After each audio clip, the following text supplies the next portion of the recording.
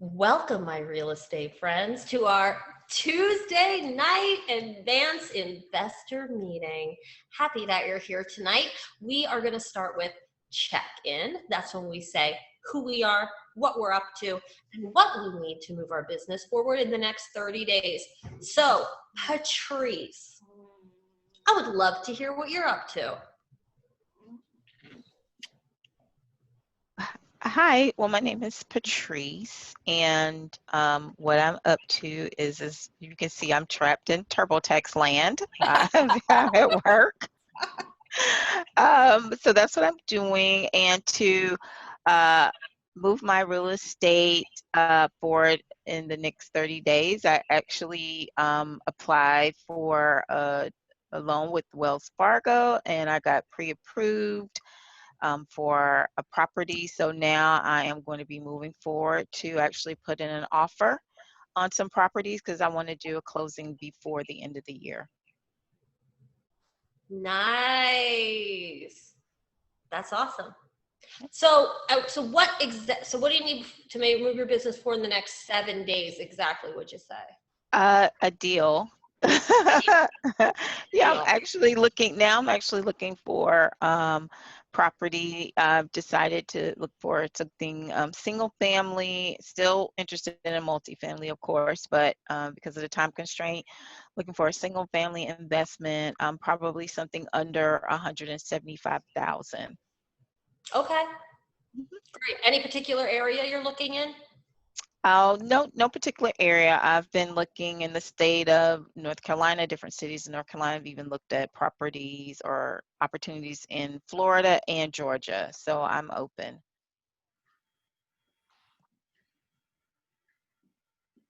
I think we lost Adina. She is frozen, isn't she? She is. Let's see here.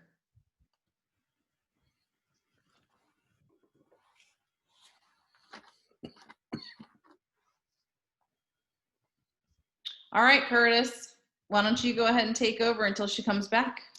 All right. So, Raisha, would you like to check in? I am just, I'm Raisha Williams Campbell. The next 30 days, I actually am on break. I know it's kind of hard to do that around advanced investors like you, but I'm on break. But I'm going to do some research as far as notes are concerned, because I think that's I will probably concentrate. Okay. Nice. Great. All right, Adina, you're back. I am. Trevor, did you check in? No, I have not yet. Let's do it. Hey, everybody, I'm Trevor, and I guess over the next 30 days, I'm really trying to decide exactly what kind of strategy I want to go for. Initially, I kind of was thinking more just buy my own house and start working on it while I live there, but I'm looking down the long term. I think there's a lot better ways I can use my time, so I'm trying to just kind of like vet all different strategies right now, decide what will work best, and see what I can do. And I guess that's probably just going to come from talking to people. So. Awesome. I like it. And welcome back, by the way. Glad to be back. Okay, so let's see. Patrick's iPhone. Is he really there? He is. I'm really here. Can you hear me, really?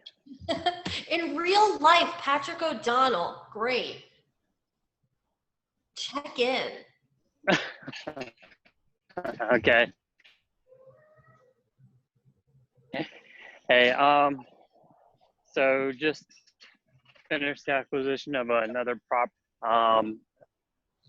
Working with a client, I guess, that had a payoff on a loan last week, so we'll be getting that returned to us in the next 48 hours, I would assume. Some tax work in order to get some things accomplished for long-term development.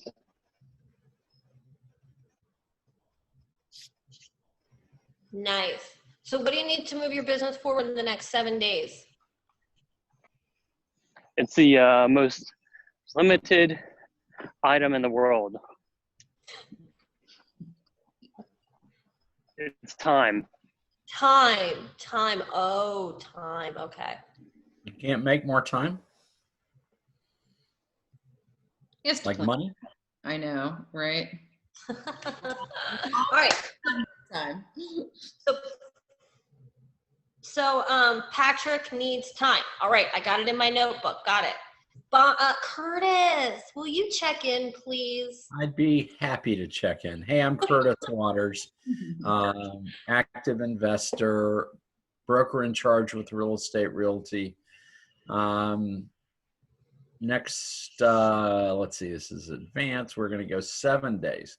So next 7 days, I'm going to work with some new brokers in the firm to onboard them.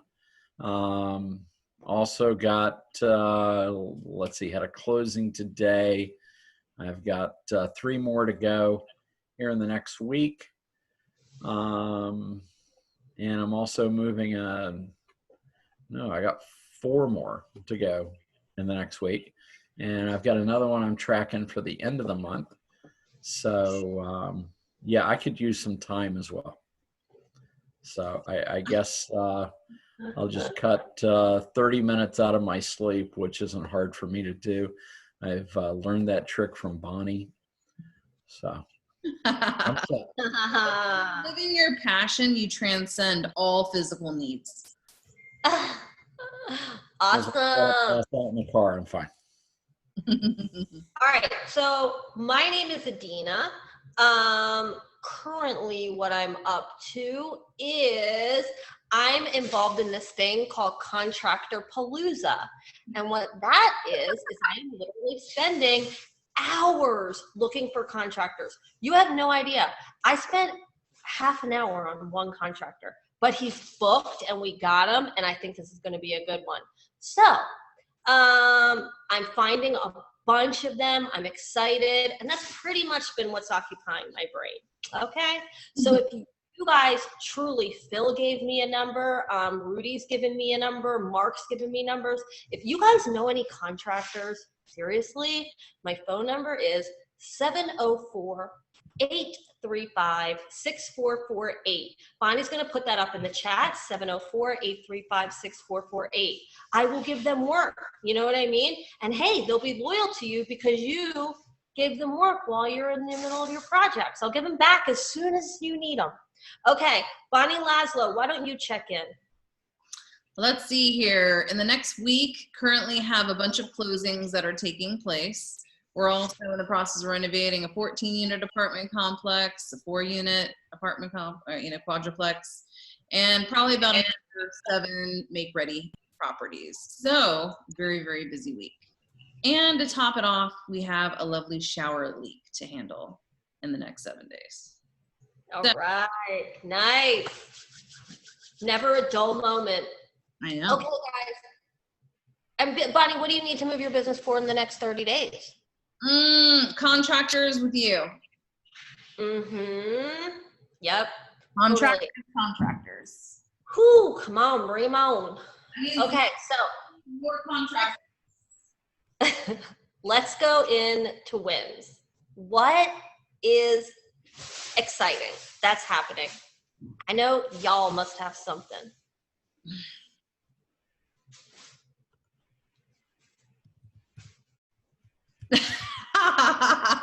Everyone came on just for fun to hang out with you, Adina.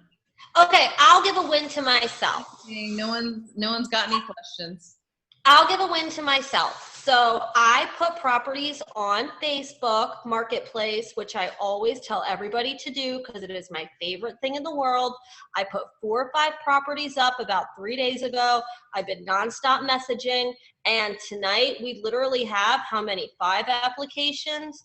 5 applications on 5 different properties, all with funds. So Facebook Marketplace, people, a win to Mark Zuckerberg. That's who my win is to. I love that guy. Okay, any other wins? Win to Curtis, like I said, for bringing on the 14-unit apartment complex project that we went and spoke to the owner. They flew in over the weekend or over, I don't know. Is she here the whole week? Yeah, she came in Wednesday and left yesterday. Okay. Yeah, she was like, she met with us and then she's like, okay, so this is going to get handled pretty much. She's like, I can leave now. I'm like, yeah, I don't need anything else. That was all good. Nice. I know. I mean, I feel like we'll keep winning that to Curtis for like a few weeks. That's like such a big win. It's going to be a win because, I mean, everyone gets to learn on it. So it's been acquired, and then we went over the scope of work this past, week with the owner about it. So, yeah, we're ready to rock and roll. That's an awesome win. Okay, win to Patrice. Win to Patrice because thank you for reminding me about my 401k when you shared your information so many times. I'm actually contacting mine. I had one I totally forgot about that. My old job, I used to work for Nordstrom. They invested, I guess they give their employees something, and I don't know. But anyway, so thanks, Patrice, for reminding me about that. I appreciate all your information. All right, any other wins? Oh, my pleasure. Yeah. I've got a win to all the people that have been putting in the applications for the investor support role that's out there, and some of them I've actually gotten out in the field with the rest of the team, so they're getting to see what it's like and they're contributing, so a win to them. Yes, awesome. Okay, guys, wins. If you have any other wins, put them in the chat and we'll shout them out for you. Yeah, Let's go. For Patrick, though, because he is working on the tax stuff, so fun. Win to taxes. Okay. Let's move on to property pitches. Now is the time where you pitch your property, or you do a reverse pitch where you say what you're looking for. Okay. Who has one? I'm going to, I'll go ahead and I'll just do one that's going to be pretty much firmed up, I guess, January of 2021, but we are looking for a large apartment complex so that we can utilize the clubhouse to train out of. So, nice. Bird dog for us, guys, or bring it. Does it have to have a pool? No. Oh, why? Needs at least a clubhouse because we need a training center. You know what I mean? I mean, I thought it'd be cool to train in a pool. That's what I'm saying. We could build a pool. Okay. There we go. Yeah, don't worry, Adina can find all the contractors to build a pool. Whenever we get that project, I'm like, all right, Adina, remember that call? You said you wanted a pool? Well, go for it. It can go right here. There we go. Which reminds me, I have 2 guys for concrete work if we have any. So just to let you know. We do. Okay, found that tonight. We do? Yeah, driveways. Oh, okay. I have 2 guys and they're really good prices. Okay, so next, any property pitches? I'll go. So I have this property. That's an investment property. It's a 3-bedroom. It's $40,000. And it's just a little too far for me. I found this great deal. I got it under contract and it's a little out of my way. So I'm letting everybody know. $40,000, 3-bedroom. It's in Shelby. I did the scope of work on it, so that's all laid out. And I'm estimating it's going to take probably around $27,000 to do everything. So if you're interested in this property, my phone number is 704-835-6448. Again, that's 704-835-6448. Also, I want to let everybody know that I do have access to lenders that work with investment properties and everything like that. So if you're interested, I'm also happy to connect you with those lenders and help you get rocking and rolling if you need it. But yeah, or maybe. Okay, so who is next? Any property pitches? I've got a property that's not an investment property, but Bonnie and I have the inside scoop on a beach house that's newly renovated. So when the weather starts getting a little bit cooler here in the next few weeks and you want to get away to the nice sun, There's a newly renovated 3-bedroom, 2-bath in Florida. And what do you think, Bonnie? What do you want to put that out there on the market for? If it's for sale, we're thinking $399. But for short-term Airbnb, I say that we could probably do that one for $150 a night.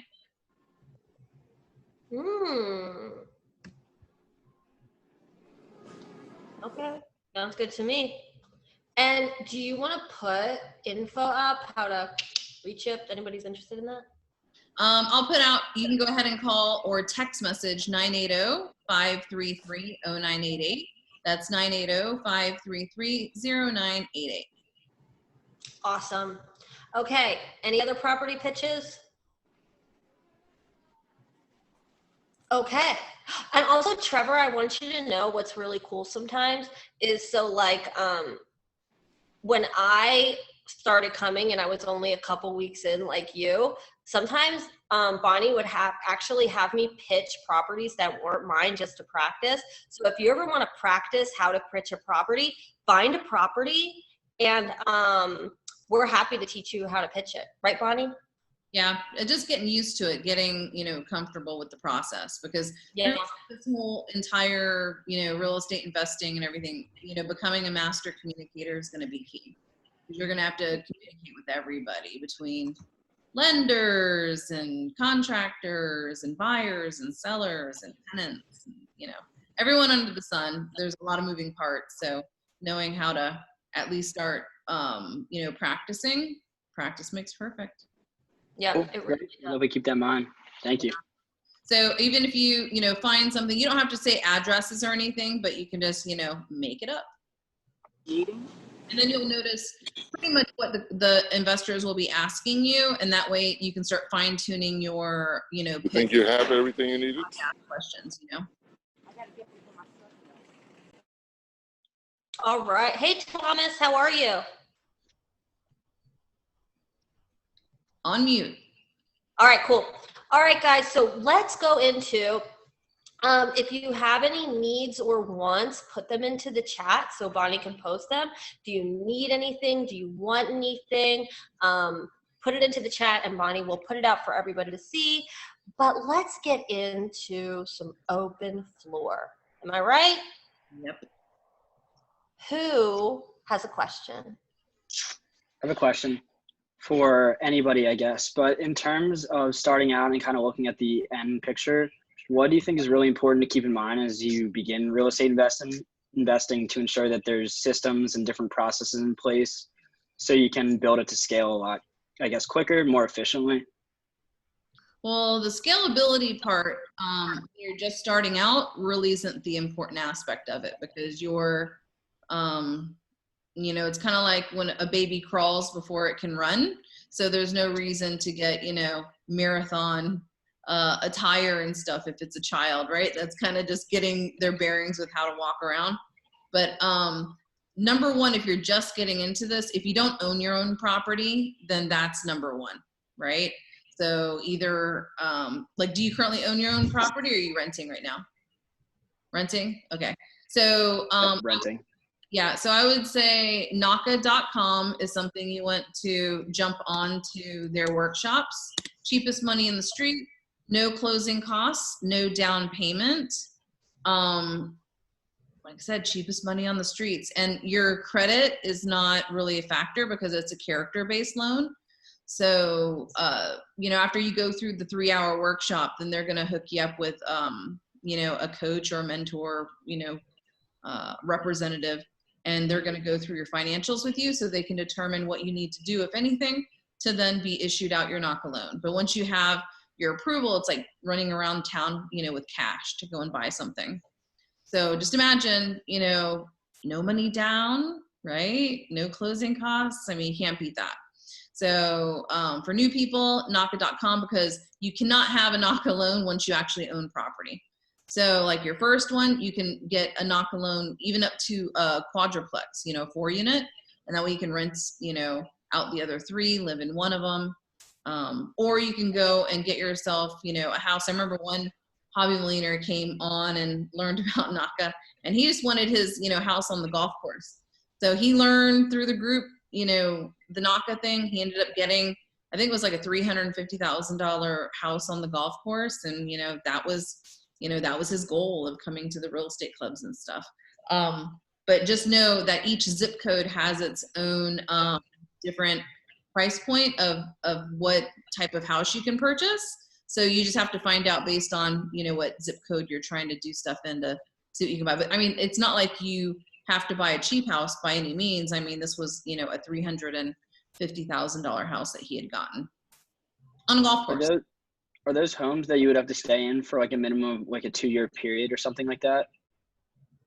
No, but you'd want to stay in it so that whenever you sell it after 2 years and a day, all that profit upside is taxed free. It's tax free for you. That's why I tell people to move every 2 years. That way you move maybe 3 to 5 times in the house it's paid off versus getting yourself onto the 30-year loan plan where it pays itself off in 30 years, right?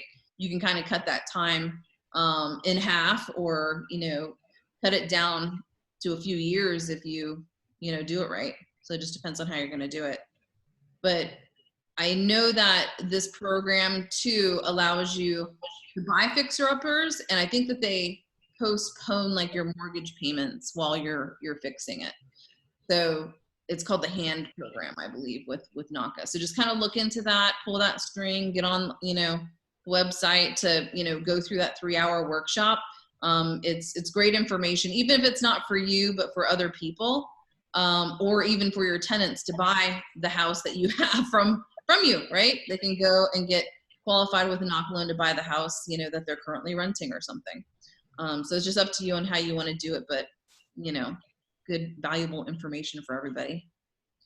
Also, as a new person, it's very important that you do your best to make that mortgage go away. And you look pretty young, so it's like the younger I can get Hobby Millionaires, the easier, because you haven't gone out per se and gotten, hundreds of thousands of dollars worth of debt.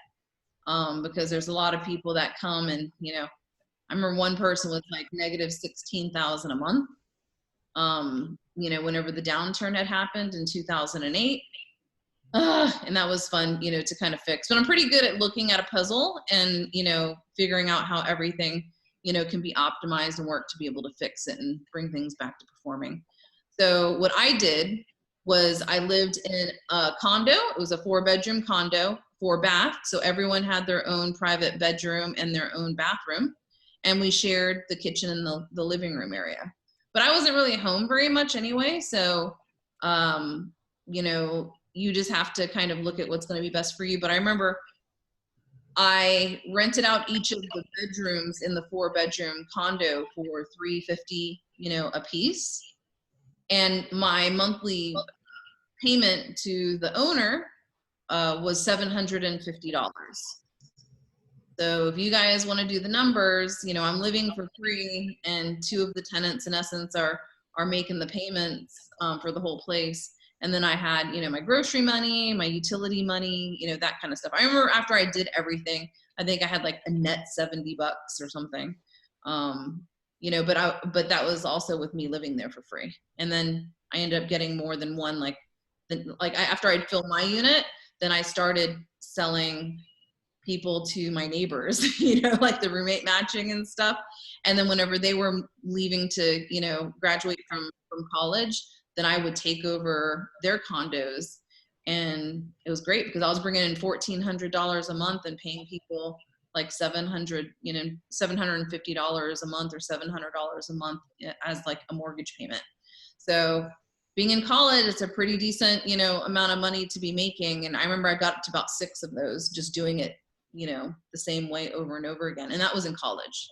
So if you can set yourself up, to be financially free pretty early, you just have to be careful with obviously your choices in life, right? What are you going to be buying? Are you going to, be part of that middle class statistic where the more money you make, the more debt you get yourself into? So you just have to kind of be, careful of that. You guys have any other tips for new people? So have you thought about what portion of real estate you want to get involved with? Because that may be where your question's coming from. What do you mean specifically by that in terms of multifamily versus single family, or? Do you want to buy and hold? Or are you simply looking to wholesale? No, definitely buy and hold. I mean, I have a full-time job right now, so I'm pretty busy. So I feel like that strategy would probably align best with my schedule. Okay, good. Yeah, because I had a full-time job when I was doing that, me and Carlton Sheets, and just know that I did the showings to my properties on my lunch break and then after I got off work. But I did get a job at an apartment complex because I wanted to, in essence, be paid to learn. So I knew I was going to go into real estate after thinking about, pondering life, right? And it was very helpful for me because I also had access to contractors in case something broke. Yeah, I was gonna say keep coming to meetings like this or other investor meetings, so that way you can continue to network and build those contractor lists, real estate broker lists, because you're gonna need people that are gonna search for you since you're gonna be busy with your regular job. So the best use of your time is probably going to networking events such as this, and work on the other things in the evening or night. Also, I would say probably focus on single family or duplexes, because those are really easy to sell off when the time makes sense versus getting into apartment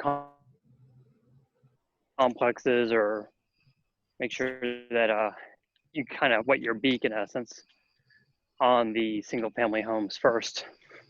Yeah, I really like starting off with single family, just the way that I rolled into it, because if I needed quick cash, then I knew I could liquidate something really quickly. Whereas with apartments, it takes a lot longer and your hands are kind of tied. All right. I have another question to follow up to that. So theoretically, I guess like my best plan of attack would be to buy a house that needs work on it and then do the work and then refinance and all that and be able to hopefully use that money to put towards the next property. But in terms of actually doing the work on the house, do you think it'd be a better idea to do the work myself or just in my free time, or hire a contractor to do it so I can? It depends what your skills are, and depends how fast you want to get things going. It all depends on what your resources are. Yeah, you want to make sure that it's not going to come out looking bad, Yeah. Yeah. I had to do everything whenever I first started. So I painted, I cleaned, and I was running, and I thought what I was doing looked good. And I looked back on what I was doing. Oh my goodness. And I'm like, that was not good. But it's still rented. But that's because renters at school, being my own, market, we were just happy to be out of mom and dad's house, right? But whenever I look back at the reno, I'm like, oh my goodness, that was horrible stuff. So. But no matter what, you want to be at the property as much as you can when things are happening. So that way, one, you can learn, what is the proper way, and two, if there's a mistake, then you can catch it immediately versus going back and, having to correct it with time and money. Okay, that makes sense. Appreciate it.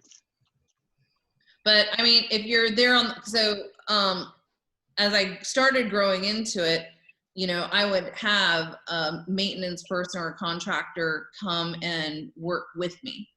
So after work, I would go and work on something, but they would be there with me and I'd be helping them. So I was their helper, although I was paying them. Okay. Do you have to go into an office right now, or do you have the option to work from home? No, I work from home full time. Nice. Well, now is a perfect time to. But in your big, just make sure that whatever you get makes sense and it's pretty no-brainer. And if you do go the knocker route to, kind of look at that as the cheapest money on the street with the hand program, all that kind of jazz, then you can get a fixer-upper where they, postpone your mortgage payments for a couple of months. And there's nothing wrong, I don't know how you feel with roommates or if you have roommates, but if you're comfortable with that, then just get a big house, like get a 4-bedroom, 5-bedroom house and rent those rooms out and take the master for yourself. Because houses, you know, they sell to anybody. Okay, great. Yeah, that was definitely along the lines of what I was thinking. Yeah, and there's 100% financing out right now. So whenever you're ready to pull the trigger on things, we have obviously contacts, you know, with all of that, and we can help you with anything you need. Curtis, so brand spanking new, what would you say the top 2 most important things are?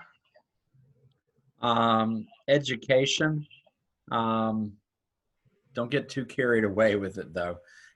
Come to these calls, see what people are doing to buy. And the other thing you need to do is you need to, as quickly as possible, make offers and take action. So that's the biggest challenge. You don't want to get caught up in analysis paralysis. Yeah. Find something that meets, you know, financial benchmarks. Bonnie's come up with some great ones. And if you meet those benchmarks, you put the offer in and you move forward. Hey, Ken. Yes. So Ken is one hobby millionaire in the Charlotte market. So he was here back whenever we were picking up duplexes for $30,000 in Charlotte. Yeah. This kind of stuff. And it wasn't that, you know, long ago. No. So just kind of wind it back on when you first got started, both you and your wife. What would you say the top 2 things that a new person should know about or do that is like a must? I would say take action would be the first one. Sort of like he pushed us overboard. And you know, that's really how you learn, is by doing, just grabbing the paperwork and running with it. And then pick out your first deal that works for you and become good at it, then move on to something else, become good at that, and then just keep finding a niche. Yeah. And I do want you to understand too, like when you're first starting out, in the beginning, things might seem, you know, very pressure sensitive and overboard per se, like Ken's talking. But after you do a few of them, you know, just learning how to do things faster, quicker, smarter kind of thing. And eventually you'll just become numb to it all. Like you can fix anything. Like I want you guys to grow yourself to the point where, oh, if this needs to be fixed, oh, I know what to do with this. You know, it just comes to the question of how many of these can I do at the same time, because there's not enough time to do all these deals. I would just add one more thing for beginning. You know, everyone's saying take action. Well, you know, what does that kind of look like in today? But it's still very much a buyer's market, right? So things happen quickly. So when you take action, or you're getting ready to take action, unfortunately, you have to move fast. And, you know, that just kind of takes a little bit of pushing your comfort zone a little with getting ready to put an offer in on a house quickly. But, you know, maybe the other brokers on the line can talk about what that looks like right now in Charlotte, just because it is so fast paced. Yeah, just know that it's really good for the most part. Yeah. All right. Do we have any other open floor questions that you guys have? Remember, these are your meetings. You bring your questions. We're here and available to answer them. I have another quick question if no one else has any. So the only challenge that I foresee right now that's immediately holding me back is that I have my lease until April, unfortunately. Mm-hmm. And I was wondering if it would all make sense, do you think, to try and buy the house in the last 2 months? I guess probably the last 2 months would give enough time to fix it up before I were to move in. Do you think that would be reasonable, or would it be challenging to get financing if I was already paying rent? So what about this?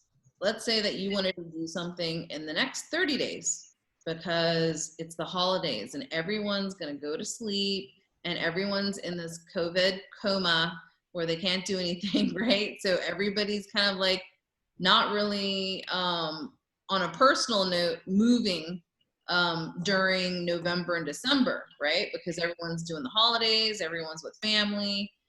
It's the middle of the school year, all that kind of stuff. So let's say you get a really great deal and you want to do it.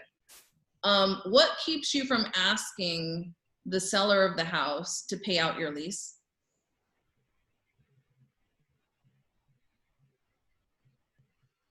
Good point. So have you looked at your lease to see what your buyout clause is? No, I have not. I didn't even consider it, to be honest.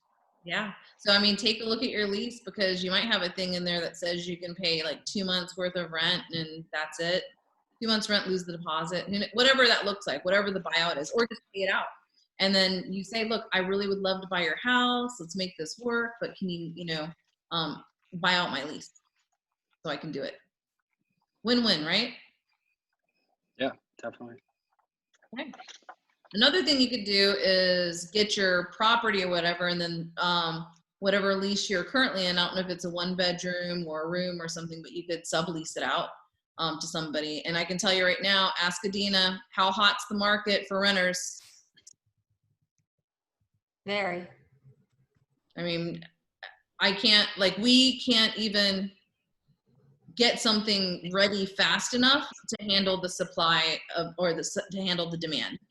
Like we're trying to get properties ready as fast as possible. That's why she's always looking for more contractors to be able to, fix more of the houses. It's not necessarily that, how can I say this? It's not necessarily like we could go ahead and wait for our current contractors to get to some of these tickets and some of these make readies, but we would probably be waiting, months to do that right now. Like you constantly, like the more you grow, I mean, you're always going to be looking for contractors because you're having all of these new houses coming on deck. And otherwise you're going to have them sitting there for a year. It's like one of those things where, okay, your current team can handle 10 houses, but then you have a package of 30 houses coming on deck, right? What are you going to do? Are you going to wait for these guys to finish the first 10? Or do you just go ahead and, pretty much have a contractor palooza, as she calls it, and, let every contractor grab a house, right? Because as soon as they get those ones done, we have more coming in. And, we're turning down situations right now because we just, it's like, hey, we're out like 3 months at this moment, but we're in the, we're going ahead, we're team building and stuff, and we'll have to recontact you back if we can take you on. So just understand, like, subleasing shouldn't be a problem, so just kind of keep that in mind. So you have a master lease in place and then you sublease it, right? That's on a property you don't own. That's what you're saying? Well, he's in a lease right now, and obviously it doesn't end until, you said April or something? Yeah. So he can lease that out if that's okay with his landlord? Yeah, or you can get a roommate. You can always get a roommate, even if you're not going to sublease. Sublease is when you're totally leaving out of the place, but if certain places don't allow you to sublease, then you are allowed to get a roommate, and you're just never there. Interesting. Okay. Now what if you would go ahead? What if you would take that sublease and use it as an Airbnb? I don't think you're in an apartment complex, right? Yeah, I don't think the apartment complex would necessarily allow you to do that, because they're pretty strict too, so I can't imagine so. Yeah, the leases do say, like, strictly for residential use, and then also you're probably at an A-class property or something, is just a guess of mine, where you might have parking stickers, or gated community, you know what I mean? You're kind of obstructing the in and out flow of things, so people can't do those types of things. But there's nothing wrong with taking on a roommate or a girlfriend or boyfriend or whatever it is, and putting in an application and having that person come move into your place, and you're hardly ever there. You know what I mean? Yeah, that makes a lot of sense. Awesome. Especially when you're getting your house, because maybe after that lease is done and you like that person, they had good rental history of making good on your current lease, maybe you want to bring them over to the house once you're done with the renovations or something, right? Because they made good on your other lease. So just say, hey, once you're done, with this one, if you want to come over to this house that I'm going to be working on, we can talk about it at that time. Okay. What other questions do you guys have? No questions. Everyone knows everything about real estate, right? No, actually, I have a question. It's totally different line of thoughts about 1031s Okay. and related properties. Okay. I mean, or related people. Like, could my mother sell one of her properties and buy one of mine through a 1031 exchange? You and your mother are unqualified relationship, but I don't know if you're married, but your mother and your husband, your mother-in-laws and your father-in-laws and stuff can do things together. So you just have to look and see. Curtis, do you have what the qualified relationships are? Because I know you can do things with your uncles. You can do things with your in-laws. You can do things with, You can do things with your brother and sister. I thought that was just dealing with your investment funds, that you couldn't deal with anybody in your direct line. I wasn't sure, or I read something that makes it seem like you still have some options when it comes to 1031 exchanges, and I was just wondering. 1031s aren't that much different than IRAs. I was totally on IRA land. I'm so sorry. No, but no, it's almost identical. So it still has to be an arm's length transaction. So, related parties. So parents, siblings, spouse, ancestors, and lineal descendants. Not considered related aunts, uncles, cousins, nieces, nephews, ex-spouses, and step-parents. Okay. So the problem is if, you're dealing with your mother, that is not considered an arm's length transaction. Okay. And guys, this is also why it's important to have financial friends, and connection through real estate is important, because when you guys know each other and you can do financial things with each other, and you learn how to trust each other because you've been around each other, you've seen each other complete cycles of action, and you're always showing up. It's one of those things where having the financial friends is important.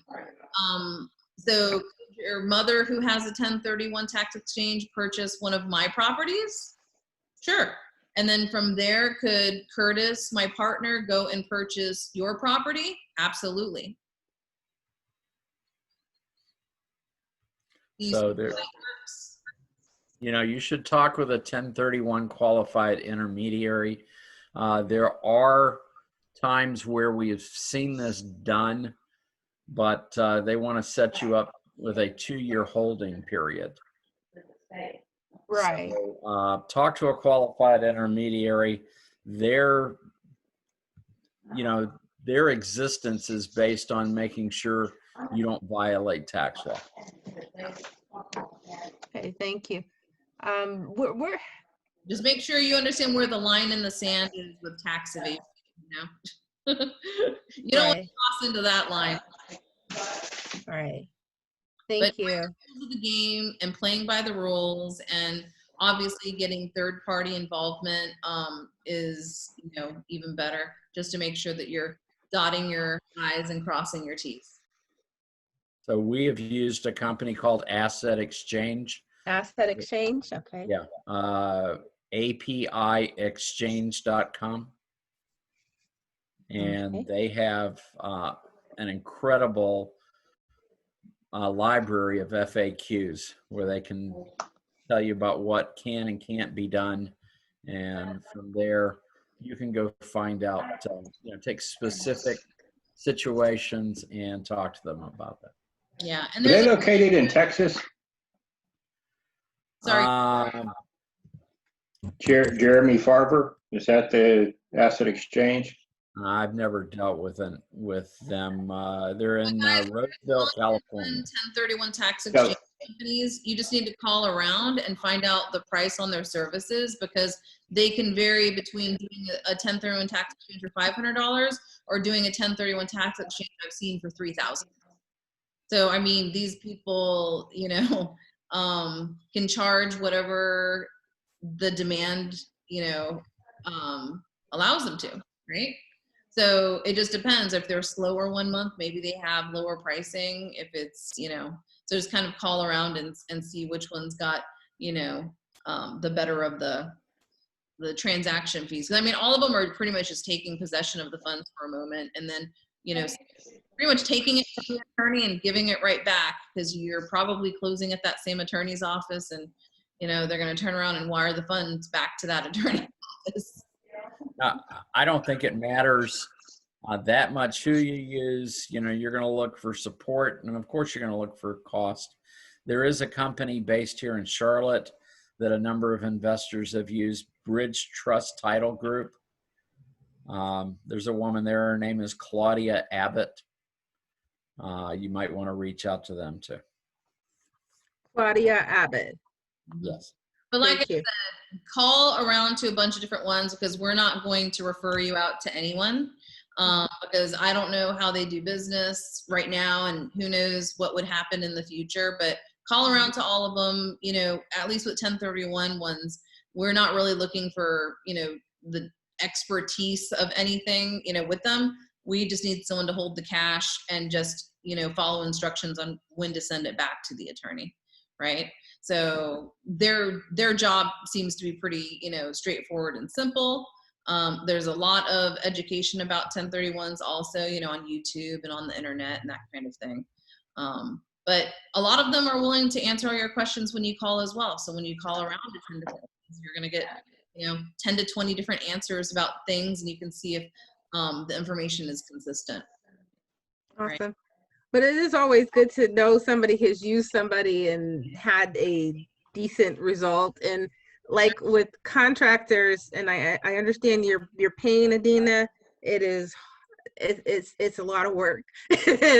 and sometimes somebody has gotten great results from it, and then you can't recommend them because they don't necessarily give great results to the next person. So it's And remember this, the contractors are human, and I've had great contractors that have started off wonderful in the beginning, and then they get burnt out. They're working too much, or they get injured, or, their heart's just not in it anymore, or something personal happens and they get depressed about whatever. And you know what I mean? So it's like, you just never know. It's just like, anyone who's going to be doing stuff, people can start off good, and then, unfortunately other things can kind of change situations. With me, I have pretty much just, here's what it is, because even whenever I try to interview people, every single contractor tells me they can do everything. I mean, have you guys heard of a contractor when you ask them, hey, what can you do? That they go, I can do one thing. It's like all of them say, I do it all. I do everything. Chris, didn't we just have this discussion this afternoon? Yeah, we sure did. Everyone is good at everything. You try to muscle that down. Well, what do you like to do? Yeah. What do you do best? Where can you give me references for what you did, and what was it? We were role playing today, teaching an investor support guy how to talk to contractors. And he even said, he goes, I know how to do this. I don't need, and I go, that's fine. If you know how, I'm like, let's role play. And I'm like, he's like, well, what do you do? I'm like, everything. He's like, no, but what are you good at? I'm like, everything. And he's like, we're like, this is what they all say. Yeah, it is the truth. And then I've got to go, okay, so you can do sheetrock now. Is it going to look like a Snickers bar, or am I not even going to be able to know that it happened, And yeah, I mean, there's different things that you have to ask people. Like if you're going to do this tile work for me, what are you going to use? What tools do you need? Right? And if they don't say wet saw, you know what I mean? If they don't say certain things, and they're not doing it enough, right? So there's certain things, and I'll ask them too. I'll be like, okay, so the toilet's leaking at the base. What's wrong with it? And then obviously, hopefully they'll say wax ring. I was like, okay. And so what do you do with the toilet when you're changing it out? And they're like, I take it outside. I'm like, okay, you're going to take that wet toilet all the way through this tenant's house or through my house, right? Dripping, who knows what out of that toilet. Okay. No, you stick it in the bathtub. You just lift it up and you set it in the bathtub for a second. While you put it down, you put it back. So, I mean, there's all these little tricks to the trade that if someone's doing it on a regular basis, you should be able to, you know, I can do that at least, you know, just because I've been around it for so long.